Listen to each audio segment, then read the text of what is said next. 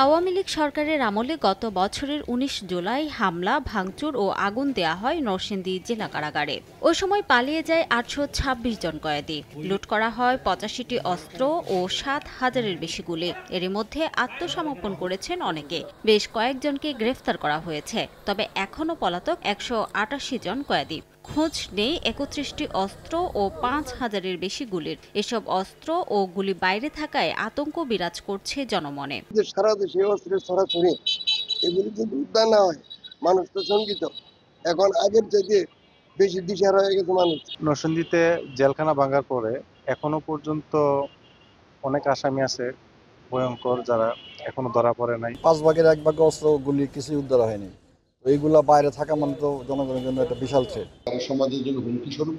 আমরা ইতিমধ্যে পুলিশ প্রশাসন, জেলা প্রশাসক মহোদয় সহ আইন শৃঙ্খলার মিটিং এ সুবিধা করার কথা হয়েছে। আমরা চাই অবিলম্বে যাতে এই অস্ত্রগুলি উদ্ধার হয়। অর্ধেক পাউডারে দ্বিগুণ উজ্জ্বলতা। নতুন রিন অ্যাডভান্সড অর্ধেক পাউডারে দ্বিগুণ উজ্জ্বলতা। হামলা ও অগ্নিসংযোগে ক্ষতিগ্রস্ত কারাগারটিকে আপাতত ব্যবহার উপযোগী করা হয়েছে।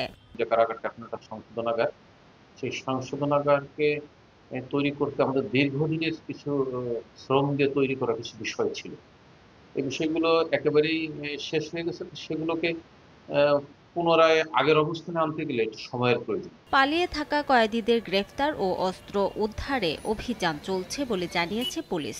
এখনো ৩১টি আগ্নেয়াস্ত্র মিসিং রয়েছে, যেটা উদ্ধারের জন্য আমাদের বাংলাদেশ পুলিশ সহ বিভিন্ন আইন শৃঙ্খলা বাহিনীর সদস্যরা নিয়মিতভাবে বিভিন্ন তথ্যের ভিত্তিতে আমরা কাজ করে যাচ্ছি।